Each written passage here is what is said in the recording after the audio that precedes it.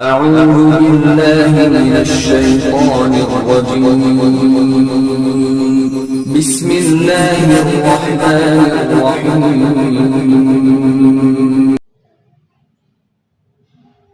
إن الحمد لله نحمده ونستعينه ونستغفره ونعوذ بالله من شرور أنفسنا ومن سيئات أعمالنا. من يهده الله فلا مضل له ومن يضلله فلا هادي له. ونشهد أن لا إله إلا الله وحده لا شريك له.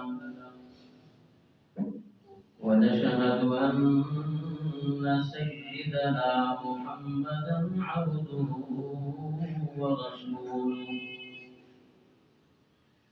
يا أيها الذين آمنوا اتقوا الله حق تقاته ولا تموتن إلا وأنتم مسلمون. يا أيها الناس اتقوا ربكم الذي خلقكم من نفس واحدة وخلق منها زوجها وبث منهما رجالا كثيرا ونساء. واتقوا الله الذي تساءلون به والأرحام إن الله كان عليكم رقيبا.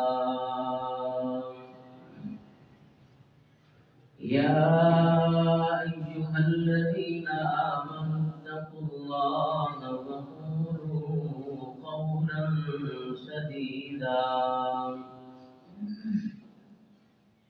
يصلح لكم أعمالكم ويغفر لكم ذنوبكم ومن يطع الله ورسوله فقد فاز فوزا عظيما. أما بعد فإن أحسن الحديث كتاب الله وأحسن الهدي هدي محمد صلى الله عليه وسلم. وشر الأمور محدثاتها وكل محدثة بدعة وكل بدعة ضلالة وكل ضلالة في النار.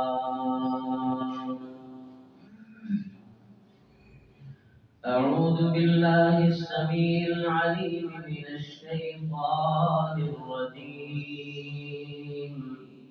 بسم الله الرحمن الرحيم.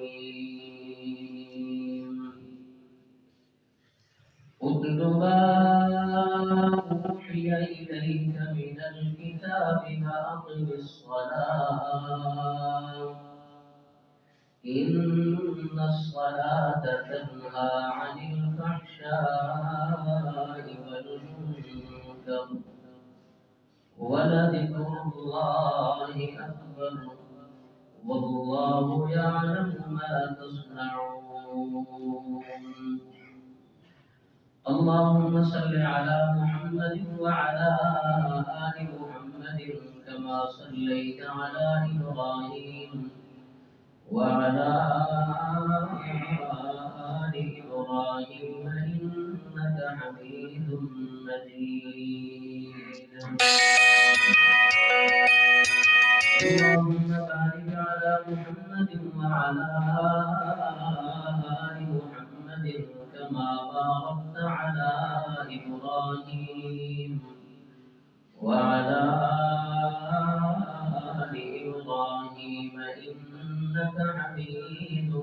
مجيد رب اشرح لي صدري ويسر لي أمري واحلل عقدة من لساني يفقهوا قولي رب زدني علما رب زدني علما رب زدني علما سبحان ربك رب العزة عما يصفون وسلام على المرسلين والحمد لله رب العالمين.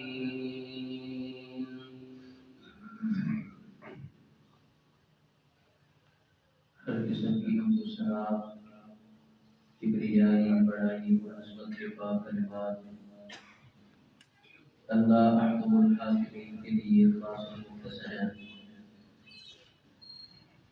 درود و سلام کے لائق امام الانبیاء اشرف الانبیاء افضل الانبیاء سید اولاد آدم محمد رسول اللہ صلی اللہ علیہ وسلم کی ذات مبارکہ مطہرہ مقدسہ ہے.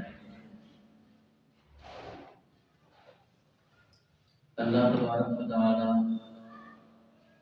جو اپنے بندوں کے ساتھ انتہائی مہربان ہے، مشفق ہے، اپنے بندوں پر ترس کھانے والا، رحم کرنے والا ہے،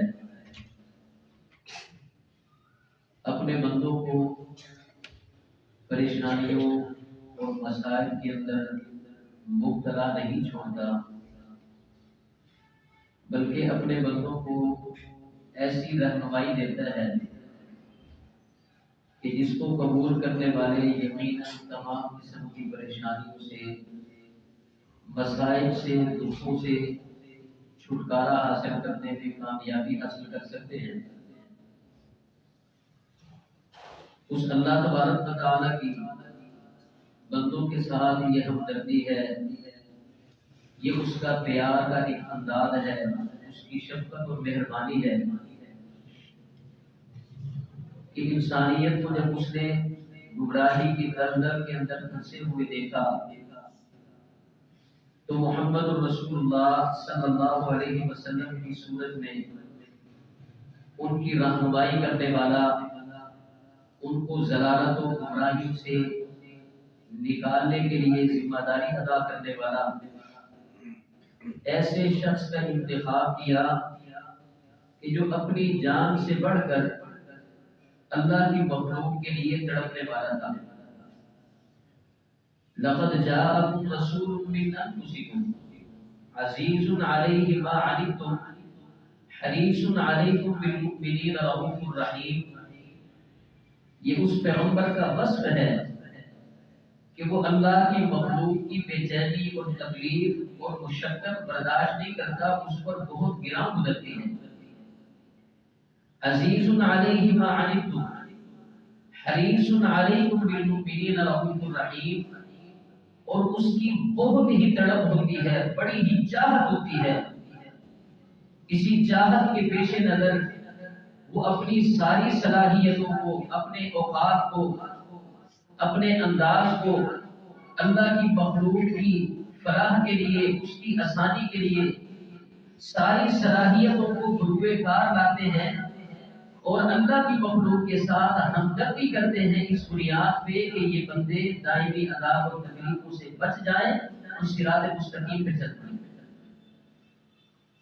اللہ کی مخلوق کو تکلیف سے بچانے کے لیے اللہ نے جو پیغمبر بھیجا، یہ پیغمبر بھی اپنے دل میں انتہا درجے کا درد رکھنے والا ہے، اور جو بھیجنے والا اللہ ہے وہ بھی اپنی مخلوق کے ساتھ انتہا درجے کی محبت اور پیار کرنے والا ہے. اس لیے تعلیمات اس نے وہ دی، رہنمائی وہ کی کہ جس کو بروئے کار لاتے ہوئے، جس پر چلتے ہوئے انسان حقیقی کامیابی حاصل کر سکتا ہے. اس کامیابی کے لیے اللہ تبارک و تعالی نے محمد رسول اللہ صلی اللہ علیہ وسلم پر قرآن مجید کی صورت میں نعمت عظمیٰ کا نزول فرمایا.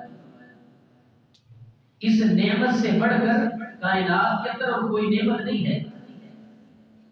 ہوا خیر مما یجمعون، انسانیت جتنی بھی چیزیں اپنے فائدے کے لیے جمع کر لے، جتنے علوم و فنون جمع کر لے، دنیا کے مال و متاع جمع کر لے، جس چیز کو انسان اپنے فائدے کے لیے سمیٹتا ہے، جمع کرتا ہے، اللہ فرماتے ہیں یہ قرآن اس سے بہتر ہے. تمہارے مال و زر سے، بہن سے، تمہاری پراپرٹی سے، تمہارے فنون سے، تمہاری ڈگریوں سے، جس کی وجہ سے تم دنیا کے مفادات حاصل کرتے ہو، ہوا خیر مما یجمعون، یہ قرآن ان تمام چیزوں سے کہیں بہتر ہے. فَبِذَلِكَ فَلْيَفْرَحُوا، اس سے پہلے حکم دیا یہ اللہ کا فضل ہے. قُلْ بِفَضْلِ اللَّهِ وَرَحْمَتِهِ فَبِذَلِكَ فَلْيَفْرَحُوا، اس اللہ کے فضل اور اس کی رحمت کے اوپر تمہیں خوش ہونا چاہیے، اپنے دل کے اندر خوشی کا احساس پیدا کرنا چاہیے کہ ہمارے پاس قرآن مجید جیسی عظیم نعمت اللہ کی موجود ہے، اور پھر اس قرآن کو سمجھانے والا، اس کو پڑھانے والا اور اس کی عملی تصویر دکھانے والا ایک ایسا انسان ہمارے اندر موجود ہے جس کی صفت رب نے یہ بیان کی ہے کہ وہ تمہارے لیے تڑپ جاتا ہے. قل بفضل اللہ وبرحمتہ فبذلک فلیفرحوا، خوشی کا احساس ہو تمہارے اندر، محرومی کا احساس نہیں ہونا چاہیے کہ میرے پاس کھانے پینے کی اشیاء نہیں. کیا ہوا؟ قرآن تو موجود ہے. کیا ہوا؟ قرآن کی تعلیم تو تمہارے پاس موجود ہے، ایمان تو تمہارے پاس موجود ہے. دنیا کا سب کچھ چھن جائے، رب لا یزال کی قسم، جس بندے کے پاس قرآن ہے، قرآن کے اوپر ایمان ہے، اس کے اوپر عمل موجود ہے، اس بندے سے سمجھو کچھ بھی نہیں چھنا. اللہ اس قرآن کی برکت سے سب کچھ نوازنے والا ہے، اور یہ ایسی بابرکت کتاب ہے جس کے مطابق بندہ اپنی زندگی کو ڈھال لے تو اس کی کامیابی کے بارے میں شک ہی نہیں کیا جا سکتا.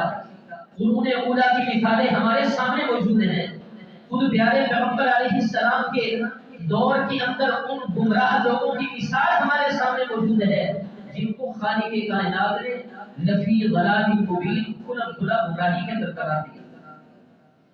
ان گمراہیوں سے، ناکامیوں سے نکالنے کے لیے جس قرآن مجید کا نزول فرمایا، جس کی محمد رسول اللہ صلی اللہ علیہ وسلم نے تعلیم دی، جس کے اوپر عمل پیدا ہو کر ابو بکر صدیق بن گئے، عمر فاروق بن گئے، عثمان ذو النورین بن گئے، علی حیدر کرار بن گئے، صحابہ میں سے عشرہ مبشرہ بن گئے، وہی جناب اصحاب بدر بن کے اللہ کی رحمتوں کو لوٹنے والے، اللہ کی جنتوں کے حقدار بن گئے، اور صحابہ کرام کی صورت میں رضوان اللہ علیہم اجمعین کا سرٹیفکیٹ حاصل کر کے دنیا کے اندر اللہ کی رحمتوں کو لوٹ کر رب کی نگاہوں کے اندر کامیاب ترین انسان بن کر رہتی دنیا تک کے لیے رب نے ان کی زندگی کو، ان کے عقیدے کو، ان کے نظریے کو، ان کے انداز وفا کو، ان کی انداز اطاعت کو، ان کے لیل و نہار کو، ان کے جناب حسب نسب، ان کے کسب کو، ان کی محنت و کاوش کو، ان کی دین کے لیے قربانیوں کو اللہ نے ایسا آئیڈیل قرار دیا. فرمایا فَإِنْ آمَنُوا بِمِثْلِ مَا آمَنْتُمْ بِهِ فَقَدِ اهْتَدَوْا. یہ ہے میرے صحابہ، میرے پیغمبر کے صحابہ، یہ ہے ان کا کردار. اگر تم نے اپنا کردار، تم نے اپنا ایمانی معیار ایسا بنا دیا فَقَدِ اهْتَدَوْا، تمہیں ناکام و نامراد کوئی نہیں کر سکتا، تم کامیاب ہو. السابقون الاولون من المهاجرين والانصار والذين اتبعوهم باحسان رضی اللہ عنہم ورضوا عنہ. صحابہ کرام کے بارے میں یہ اعزاز سن کے آج حیرانی سے بندے کی آنکھیں کھل جاتی ہیں کہ صحابہ وہ ہستیاں ہیں جن کو اللہ تعالی نے رضی اللہ عنہم ورضوا عنہ کا سرٹیفکیٹ دے دیا. یہ رب سے راضی اور رب ان سے راضی ہے. اللہ فرماتے ہیں پریشان ہونے کی بات نہیں، یہ تمہارے لیے معیار ہے، یہ تمہارے سامنے کسوٹی ہے، یہ تمہارے لیے آئیڈیل پرسن ہے. السابقون الاولون من المہاجرین والانصار والذین اتبعوهم باحسان. جو بھی نیکی کرتے ہوئے ان کے نقش قدم پر چلے گا، اللہ کو راضی کرنے کے لیے چلے گا، صحابہ کرام کے نقش قدم پر چلنے والا، مہاجرین و انصار کے نقش قدم پر چلنے والا، اللہ فرماتے ہیں آج تمہارے لیے بھی یہ اعزاز موجود ہے، رضی اللہ عنہم ورضوا عنہ۔ وہ چاہے قیامت تک جس گھڑی کے اندر آنے والا انسان ہے، ان صحابہ کے نقش قدم پر تم چلتے جاؤ، وہی رضوان اللہ علیہم اجمعین کا سرٹیفکیٹ آج تمہیں بھی ملنے کے لیے تیار ہے۔ وہ قرآن جس کی وجہ سے صحابہ نے یہ اعزاز حاصل کیا، یہ قرآن حقیقت بات ہے، زندگیوں کو تبدیل کر دینے والا ہے، پریشانیوں سے چھٹکارا دلانے والا ہے، مسائل سے جان چھڑانے والا ہے، گمراہیوں سے نجات دینے والا ہے، تنگیوں کو دور کرنے والا ہے، گھروں کے اندر وسعت پیدا کرنے والا ہے، رزق کے اندر برکتیں پیدا کرنے والا ہے، معاملات کو سدھارنے والا ہے، غلامیوں سے نکالنے والا ہے، محکومیوں سے محرومیوں سے آزاد کرنے والا ہے، یہ حاکمیت دینے والا ہے، یہ جناب عزت و وقار دینے والا ہے، یہ دنیا آخرت کی کامیابیوں کو قدموں میں ڈھیر کر دینے والا ہے۔ بس ضرورت اس بات کی ہے کہ ہمارا رخ اس طرف ہو جائے، اس کے اوپر عمل، اس کی برکات کے کیا ہی کہنے۔ اگر صاحب ایمان بندہ محض اس قرآن کے قریب آئے، ایمان رکھتے ہوئے، سچا ایمان رکھتے ہوئے، عملی معیار کو بہت آگے جا نکلتا ہے، اگر بندہ اس قرآن مجید کے ساتھ جڑ جاتا ہے، محض اس کی تلاوت کرنا شروع کر دیتا ہے، سننا شروع کر دیتا ہے، یہ ایسی بابرکت کتاب ہے کہ تلاوت کرنے کو سننے والوں کو بھی یہ برکات سے معلوم نہیں کرتا۔ اللہ نے کافروں کے لیے کہا وَإِذَا قُرِئَ الْقُرْآنُ فَاسْتَمِعُوا لَهُ وَأَنصِتُوا لَعَلَّكُمْ تُرْحَمُونَ۔ اللہ کی رحمت تمہارے انتظار میں ہے، بس کرنا کیا ہے تم نے؟ جب قرآن پڑھا جائے، اس قرآن کی تلاوت کی دائم شور و گل کی بجائے ذرا توجہ کر لیا کرو، بات کو سنا تو کرو، تمہارے لیے رب کا پیغام کیا ہے، اللہ تمہارے ساتھ کیا ہمدردی ظاہر کرنا چاہتے ہیں، رب تمہارے ساتھ کیا بھلائی کرنا چاہتے ہیں۔ وَإِذَا قُرِئَ الْقُرْآنُ فَاسْتَمِعُوا لَهُ وَأَنصِتُوا، توجہ کے ساتھ سن کے، خاموشی اختیار کر کے دیکھو تو صحیح، اللہ کی رحمت کے اوپر برسنے کے لیے انتظار ہے۔ جبکہ کافر کیا کہتے تھے؟ قرآن کی تلاوت تو سننی نہیں ہے، جو اس کو سنتا ہے وہ متاثر ہو کر اسی کا ہو کے رہ جاتا ہے۔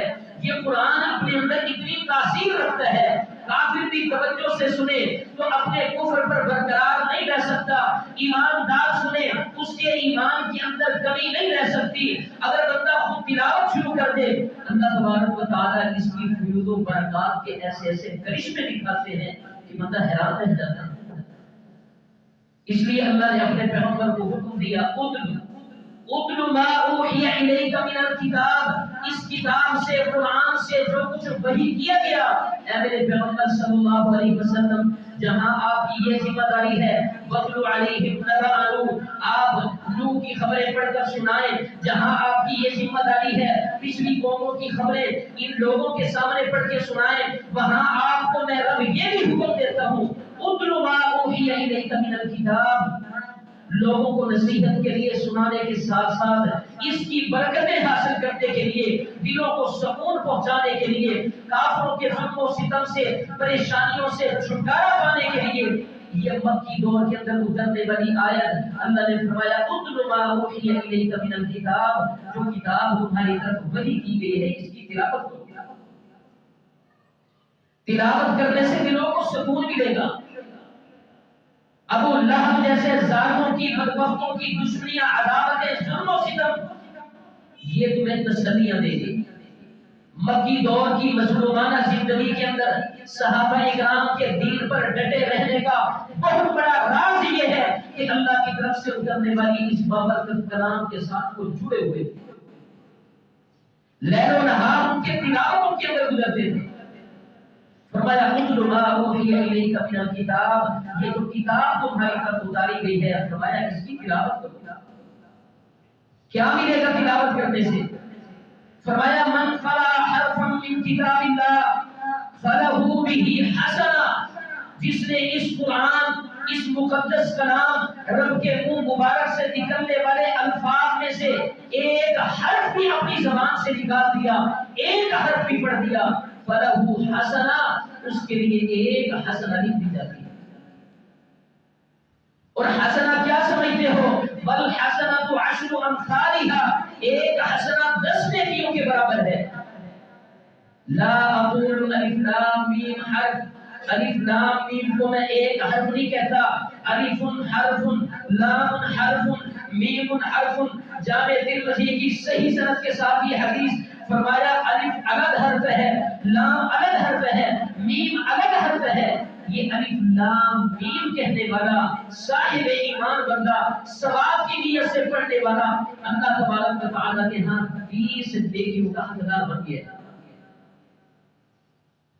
کتنا ٹائم اور کتنا وقت لگتا ہے اس بندے کے تلاوت کرنے کے لیے قرآن مجید کے حروف کو گننے والے وہ جناب اس کے حروف کی تعداد بتلاتے ہیں کہ قرآن مجید کے 3,51,318 حروف ہیں۔ اگر اس قرآن کو پڑھنا شروع کر دیا جائے، ایک ایک حرف کے بدلے 10 نیکیوں کو بندہ سمیٹنا شروع کر دے، قرآن کے 30 پاروں کی تلاوت جب یہ بندہ مکمل کرتا ہے، 3,51,318 حروف جب اپنی زبان سے ادا کر چکا ہوتا ہے تو اللہ کی قسم یہ رب کے نزدیک 35,13,180 نیکیوں کا حقدار بن چکا ہوتا ہے۔ کتنی دیر لگتی ہے قرآن مجید کی تلاوت میں؟ میں آگے چل کے بات کرتا ہوں۔ قرآن مجید جس کی تلاوت کا رب نے حکم دیا، اس کے ایک ایک حرف کے اوپر خالق کائنات نے 10 نیکیاں لکھی۔ نبی کریم صلی اللہ علیہ وسلم نے فرمایا 2 بندے بڑے ہی قابل رشک ہیں، لا حسد الا علی اثنین، کسی بندے کے اوپر رشک کرنا مناسب نہیں بنتا، وہ قابل تعریف نہیں ہے اس کے اوپر رشک کیا جائے۔ اللہ نے حسن و جمال دیا، اللہ نے مال و دولت دی، اللہ نے اچھا گھر دیا، اللہ نے بیوی بچوں کی صورت میں یہ نعمت عطا فرمائی، دنیا کی کوئی بھی جائز نعمت کسی بندے کے پاس موجود ہے، اس کے اوپر رشک کرنا تو قابل تعریف نہیں ہے۔ لا حسد الا علی اثنین، 2 بندے ایسے ہیں جن کے اوپر رشک کرنا، جن کا مقام، جن کا معیار دیکھ کے خواہش کرنا کہ کاش میں بھی ایسا ہوتا۔ 2 بندے قابل تعریف ہیں، ان کے اوپر رشک کرنا قابل تعریف ہے، مستحب ہے، یہ رشک کرنا چاہیے۔ فرمایا رجل آتاہ اللہ القرآن، ایک وہ بندہ جس کو اللہ تبارک و تعالی نے قرآن دیا ہے، قرآن کا وہ قاری ہے، قرآن کا وہ حافظ ہے، قرآن کو وہ جاننے والا ہے، اس کے حلال و حرام کو سمجھنے والا ہے۔ رجل آتاہ اللہ القرآن وهو يقوم به آناء الليل وآناء النهار، یہ اللہ کی اس نعمت عظمیٰ کو بڑا قیمتی سمجھتا ہے، معمولی نہیں سمجھتا۔ یہ نہیں کہتا میرے پاس فلاں نعمت نہیں ہے، فلاں نعمت نہیں ہے، مال و دولت سے محروم ہوں، گھر بار سے محروم ہوں، عزت و وقار کی روحی نہیں ہے، میرے پاس اپنی خواہشات پوری کرنے کے لیے ساز و سامان نہیں ہے۔ ان محرومیوں سے یہ بندہ پریشان نہیں ہوتا، قرآن کی دولت اس کے پاس موجود ہے، اس کے حلال و حرام کو سمجھنے والا ہے، قرآن کے اوپر ایمان موجود ہے، اللہ کی قسم اپنے آپ کو بڑا قیمتی، بڑا مالدار سمجھتا ہے، یہ قرآن کے احکامات پر عمل بھی کرتا ہے۔ یقوم به آناء اللیل وآناء النہار، اور اس قرآن کو لے کر یہ بندہ قیام میں کھڑا ہو جاتا ہے، نماز میں کھڑا ہو جاتا ہے، نوافل کا اہتمام کرتا ہے، لمبا لمبا قیام کرتا ہے۔ نبی کریم صلی اللہ علیہ وسلم کی اسوے کی طرح یہ جناب کئی پارے پڑ جاتا ہے، رب کا قرآن پڑھتے ہوئے اتنی اس کو لذت اور سکون ملتا ہے، یہ جناب قیام کرتے ہوئے، اس پر عمل کرتے ہوئے اللہ کی رحمتوں کو لوٹ رہا ہے، رب کے خزانوں کو پا رہا ہے، اللہ کی جنتوں کو پکا کر رہا ہے، رب کے نزدیک اپنا معیار، اپنا گریڈ اپ کر رہا ہے۔ فرمایا یہ بندہ قابل رشک ہے، اس کے اوپر رشک کرنا چاہیے اور اس کی طرح بننے کی کوشش کرنی چاہیے، رب سے دعا کرنی چاہیے، یا اللہ مجھے بھی ایسا قاری قرآن، ایسا عالم قرآن بنا دے، میں بھی ایسا متبع سنت بن جاؤں، قرآن پر عمل کرنے والا بن جاؤں، اللہ میں بھی راتوں کو سو کر دی بلکہ بیدار ہو کر گزاروں، تیرے قرآن کی تلاوت کے ساتھ لمبا لمبا قیام کرنے والا بن جاؤں، یا اللہ مجھے بھی فلاں اس نیک وقت نیک انسان کی طرح بنا دے۔ فرمایا یہ بندہ قابل رشک ہے۔ وَرَجُلٌ آتَاهُ اللَّهُ مَالًا فَهُوَ يُنْفِقُ، جس بندے کو اللہ نے مال دیا پھر یہ مال کو سمیٹ کر نہیں رکھتا، یہ مال پر سانپ بن کے نہیں بیٹھتا، یہ جناب روزانہ اپنے بینک بیلنس کی رپورٹ دیکھ کر خوش نہیں ہوتا، یہ جناب اپنی پراپرٹی پر اتراتا نہیں پھرتا، یہ لوگوں کو دکھاتا نہیں پھرتا، رب نے دیا تھا اس دیے کو اس کے بتائے ہوئے طریقے کے مطابق کہیں مسجد پہ خرچ کر رہا ہے، کہیں سفیدے کے دے رہا ہے، کہیں قرآن خرید کے دے رہا ہے، کہیں کتابیں لے کے طلباء میں تقسیم کر رہا ہے، کہیں غرباء مساکین کے ساتھ تعاون کر رہا ہے، کہیں دین کے معاملے میں کس انداز میں خرچ کرتا ہے، کہیں کس انداز میں خرچ کرتا ہے۔ اللہ فرماتے ہیں یہ بندہ قابل رشک ہے، اس کو دیکھ کے تم شوق کرو، رب سے دعا کرو یا اللہ مجھے بھی ایسا بنا دے۔ آج پیسوں کی کمی نہیں ہے، پیسے کے صحیح استعمال کی آج کمی ہے، اور صحیح استعمال نہ کرنے کی وجہ سے اللہ کی قسم آج محرومیوں کا سامنا ہے، پریشانیوں کا سامنا ہے، وگرنہ ایک ایماندار بندہ رب کی دی ہوئی اس پاکیزہ دولت کے ساتھ اللہ کی قسم حضرت عثمان کی طرح جنت خرید سکتا ہے، حضرت عثمان رضی اللہ تعالیٰ عنہ کی طرح جنت خرید سکتا ہے اس کے صحیح استعمال کے ساتھ، لیکن آج نہ اس کی آمد درست ہے اور نہ ہی اس کا خرچ درست ہے۔ فرمایا یہ دو بندے قابل رشک ہیں، ان کے اوپر رشک کرنا چاہیے۔ محترم بھائیوں، موضوع کی مناسبت سے پہلا بندہ جس کو رب نے قرآن دیا اور یہ قرآن کے ساتھ تلاوت کرنے والا، اس کے ساتھ قیام کرنے والا ہے، اللہ کی نگاہوں کے اندر یہ بندہ ممدوح ہے، قابل تعریف ہے، پیارے پیغمبر علیہ السلام کے نزدیک یہ بندہ قابل عزت ہے۔ فرمایا تم بھی شوق کرو، اللہ سے دعا کرو کہ اللہ تمہیں بھی ایسا بنا دے۔ تلاوت کلام مجید آج ہم سے کوسوں دور ہو چکی ہے، تلاوت کلام مجید آج ہمارے گھروں سے دور ہے، ہمارے جسموں سے دور ہے، ہمارے ماحول معاشرے سے دور ہے، اس کی جگہ پر نہ جانے کتنی خباثتوں نجاستوں نے جگہ لے لی ہے، اور ہم اس کو باعث برکت سمجھتے ہوئے دکان میں، مکان میں، گاڑی میں اس کی آواز کو جناب صبح صبح اونچا کر کے خیر و برکت کی امید لیے بیٹھے ہوتے ہیں، جبکہ اللہ کی طرف سے پھٹکار اور لعنت کا نزول ہو رہا ہوتا ہے۔ محترم بھائیوں، یہ تلاوت کلام مجید جو کسی بھی اعتبار سے انسان کے لیے نقصان دہ نہیں ہے بلکہ مفید ہی مفید ہے، اس قرآن کی تلاوت کے حوالے سے دو باتیں میں عرض کرنا چاہتا ہوں۔ پہلی بات یہ ہے کہ شریعت کی روشنی میں ہم دیکھیں قرآن مجید کی تلاوت کا کون سا انداز ایسا ہے جو ہمارے لیے زیادہ مفید ہے، جس میں برکات کو، ثواب کو زیادہ سمیٹا جا سکتا ہے، تو اس کے لیے پیارے پیغمبر صلی اللہ علیہ وسلم کا یہ فرمان ہمارے لیے بھرپور رہنمائی کرتا ہے۔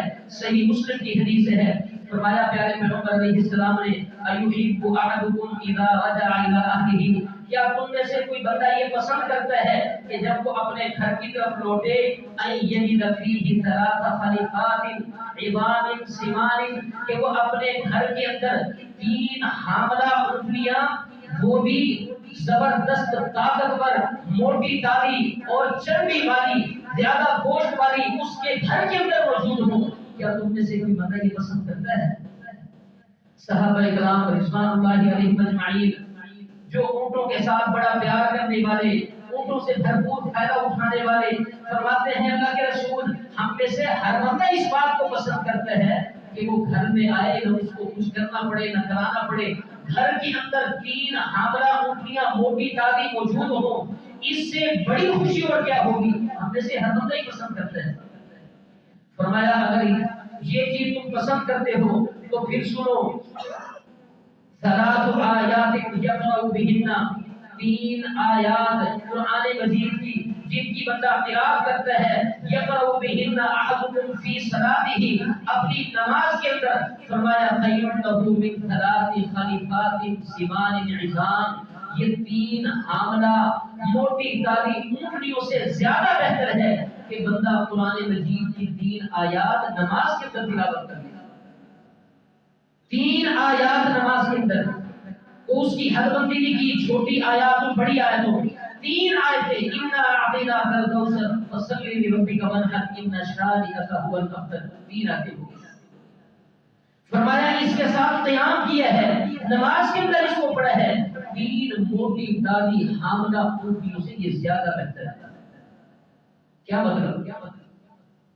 اس دور کے مطابق اگر اونٹنی ایک موٹی داڑھی بہترین قسم کی مارکیٹ سے اگر اس کی قیمت معلوم کی جائے تو کم از کم میرے خیال میں 3 لاکھ کی کہیں نہیں، 3 حاملہ اونٹنیاں 9 لاکھ روپے کی کم از کم بنتی ہے اس دور میں۔ جو بندہ نماز کے اندر کھڑا ہو کے 3 آیات قرآن میں سے تلاوت کرتا ہے، 3 حاملہ اونٹنیاں یعنی 9 لاکھ روپے کا صدقہ کرنے، اللہ کی راہ میں خرچ کرنے سے یہ زیادہ بہتر ہے۔ کون ہے جو روزانہ کی بنیاد پہ 9 لاکھ روپیہ خرچ کرے؟ لیکن اس سے زیادہ ہم اجر و ثواب اللہ تعالیٰ کے ہاں اس طرح حاصل کر سکتے ہیں کہ قرآن مجید کو نماز کے اندر، نوافل کے اندر اس کو جناب پڑھا جائے، ایک آیت کے بدلے 3 لاکھ روپے کی اونٹنی کے صدقے کا ثواب ہم حاصل کر سکتے ہیں۔ تو نماز قرآن مجید کی تلاوت عام حالت میں بھی باعث ثواب ہے، باعث اجر ہے، لیکن ویسے تلاوت کرنے سے زیادہ نماز کے اندر اگر اس کی تلاوت کی جائے تو محترم بھائیوں اس کو 4 چاند لگ جاتے ہیں۔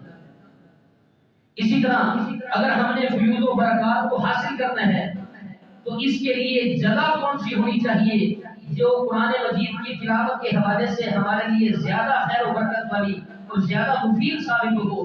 تو محترم بھائیوں قرآن کی تلاوت جہاں بھی کی جائے فائدہ مند ہے، لیکن خاص طور پہ اگر اپنے گھر کے اندر کی جائے تو اس کو 4 چاند لگ جاتے ہیں۔ فیوض و برکات بندہ جس کے اندر سمیٹ سکتا ہے اس کی انتہا نہیں رہتی، گھر کا ماحول وہ پرامن پرسکون بن جاتا ہے، بیوی بچوں کے لیے ایک تربیت کا منظر سامنے آتا ہے، اللہ تعالیٰ کی طرف سے رحمتوں کا نزول ہوتا ہے، رب کے ملائکہ ایسے گھر پر رحمتیں لینے کا گزرتے ہیں، گھر کا ماحول درست ہوتا ہے، رزق و روزی کے اندر برکت ہوتی ہے۔ نہ جانے کتنی الجھنیں پریشانیاں جو آج گھروں کے اندر سایہ فگن ہیں، ان تمام پریشانیوں کا مداوا قرآن مجید کی تلاوت کے اندر موجود ہے۔ اس قرآن کی تلاوت کو گھر کے اندر اپنی روٹین میں شامل کرنا چاہیے، کیونکہ پیارے پیغمبر صلی اللہ علیہ وسلم نے اپنے صحابہ کو یہی بات ارشاد فرمائی، فرمایا لا تجعلوا بیوتکم مقابر، اپنے گھروں کو تم قبرستان نہ بناؤ۔ یہ جو چادر و 4 دیواری ہے اس کو ایسا نہ بناؤ کہ اس کے اندر کوئی رہنے والا جیسے نہ ہو، آباد گھر بناؤ، ویران گھر نہ بناؤ، قبرستان نہ بناؤ، مردہ خانہ نہ بناؤ۔ کرنا کیا ہے؟ نبی کریم صلی اللہ علیہ وسلم فرماتے ہیں کہ جس گھر کے اندر ان الشیطان یکفر من البیت الذی تقرأ فیہ سورۃ البقرہ، فرمایا جس گھر کے اندر سورہ بقرہ کی تلاوت کی جاتی ہے شیطان اس گھر سے نکل جاتا ہے، اس گھر کے اندر نہیں رہ سکتا۔ شیطان کا دم گھٹنے لگتا ہے جس گھر کے اندر سورہ بقرہ کی تلاوت کی جائے، اور سورہ بقرہ قرآن مجید کا حصہ ہے، جہاں سورہ بقرہ ہو اور سورہ آل عمران ہو، شیطان اس گھر میں کیا کرنے آئے گا؟ فرمایا یہ دونوں نور ہیں، سورہ بقرہ اور سورہ آل عمران دن قیامت کے یہ اپنی تلاوت کرنے والے انسان کے حق میں اللہ کے سامنے جھگڑا کریں گی، اور رب سے بحث مباحثہ کر کے یہ اپنی تلاوت کرنے والے قاری کو، تلاوت کرنے والے عبادت گزار کو اللہ تبارک و تعالی سے بحث مباحثہ کر کے یہ جنت پہ لے کر جائیں گے، یہ دونوں سوچ لیں۔ فرمایا روزہ بھی اور قرآن بھی یہ اپنے صاحب کے لیے دن قیامت کے سفارش کرے گا، رب سے جھگڑے گا اور اپنے ساتھ جنت کے اندر لے کے جائے گا۔ جو بندہ قرآن کی تلاوت کا اہتمام کرتا ہے، سورہ بقرہ پڑھتا ہے، آل عمران پڑھتا ہے، اللہ کی طرف سے فیوض و برکات اس گھر کے اوپر امڑ آتی ہے۔ نبی کریم صلی اللہ علیہ وسلم فرماتے ہیں سورہ بقرہ کی تلاوت کرنا، اس کو لینا باعث برکت ہے، اور اس کو چھوڑ دینا، اس کو نہ پڑھنا فرمایا باعث حسرت ہے، باعث ندامت ہے، محرومیت ہی محرومیت ہے۔ آج ہر بندہ شکوہ گناہ ہے، پریشان ہے، مولوی صاحب سے مسئلہ پوچھتا ہے، گھر کے اندر بڑی پریشانی ہے، اولاد نافرمان ہے، بیوی نافرمان ہے، رزق روزی کے اندر برکت نہیں ہے، لگتا ہے کسی نے ہمارے اوپر جادو کر دیا، ہمارے اوپر تعویذ کر دیے ہیں۔ تو محترم بھائیو، ٹھیک ہے تعویذ کرنے والے بڑے ہوں گے، جادو کرنے والے بڑے ہیں اس دور کے اندر، لیکن اس کا دفاع جو اللہ تبارک و تعالیٰ نے صاحب ایمان کو دیا ہے، آج اس دفاع سے ہم اپنے آپ کو دور کیے بیٹھے ہیں۔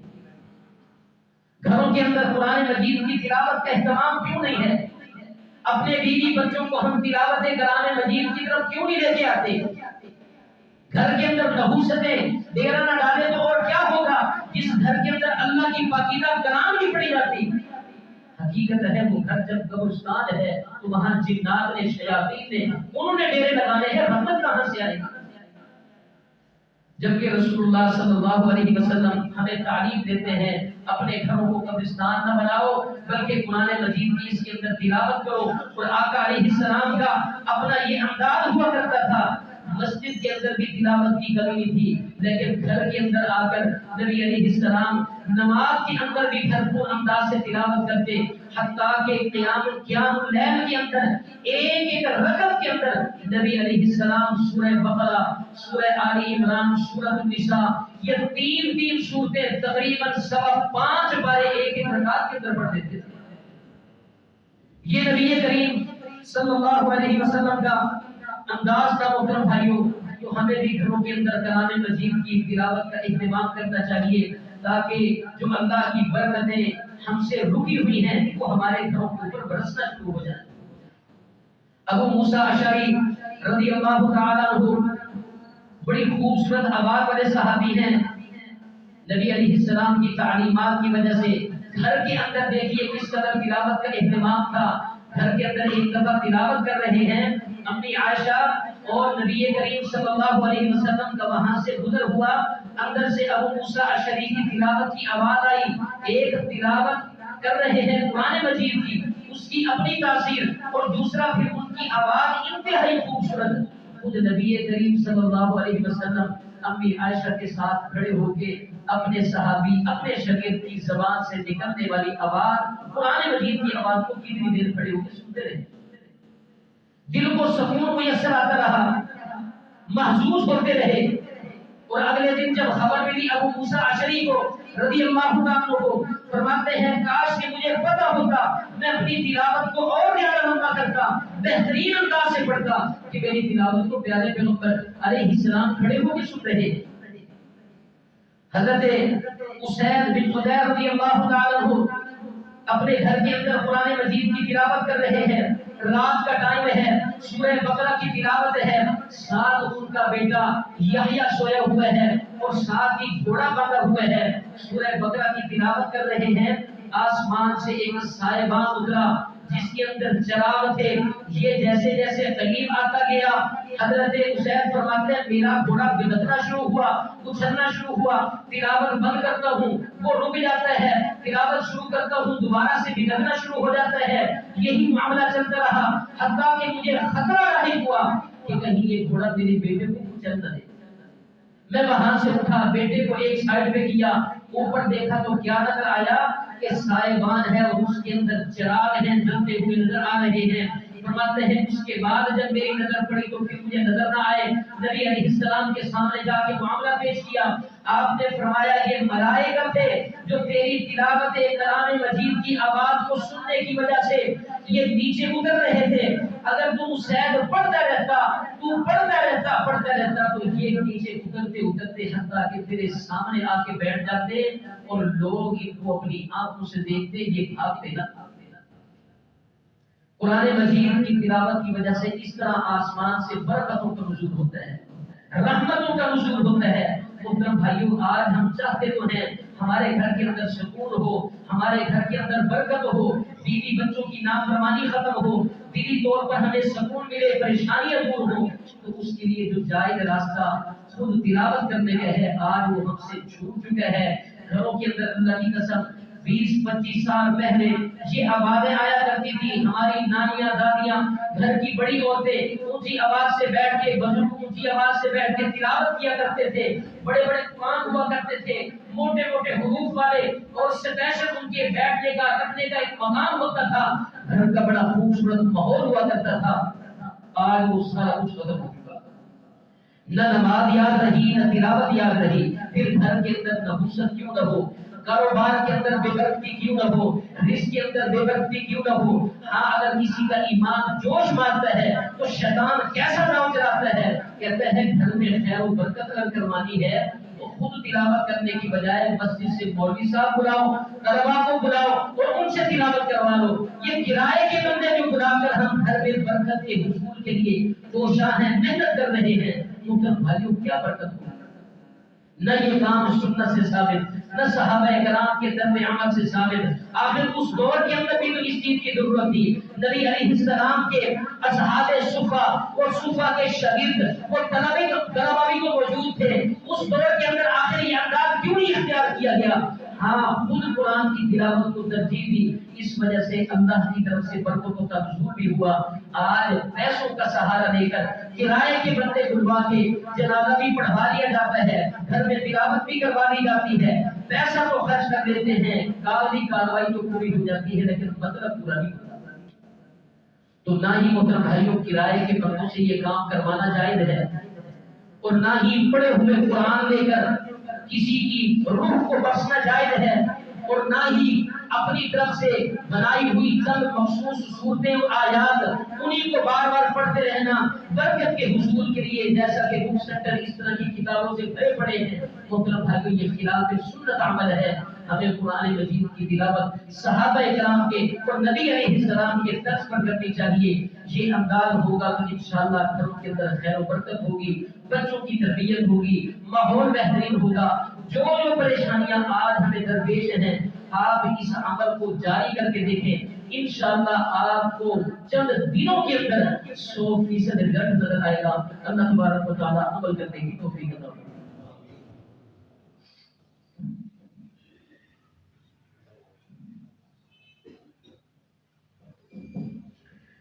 الحمدللہ وکفى والصلاة والسلام على من لا نبي بعده.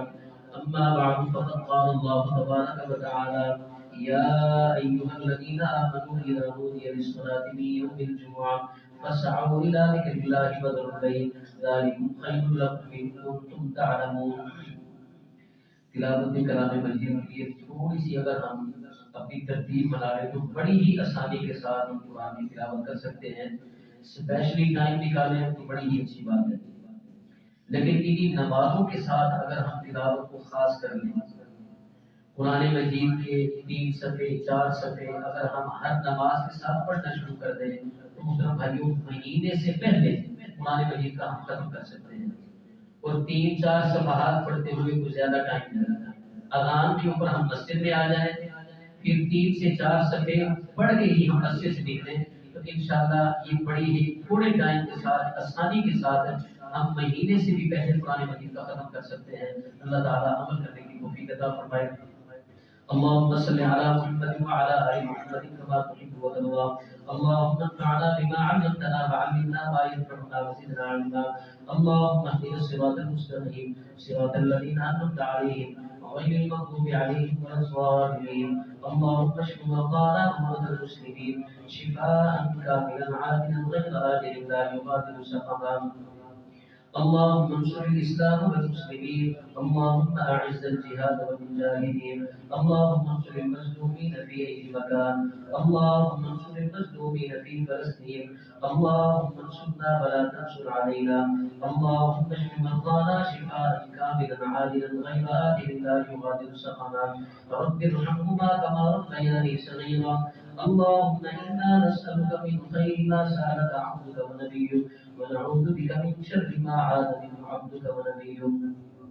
سبحان ربك رب العزة عما يصفون وسلام على المرسلين والحمد لله رب العالمين.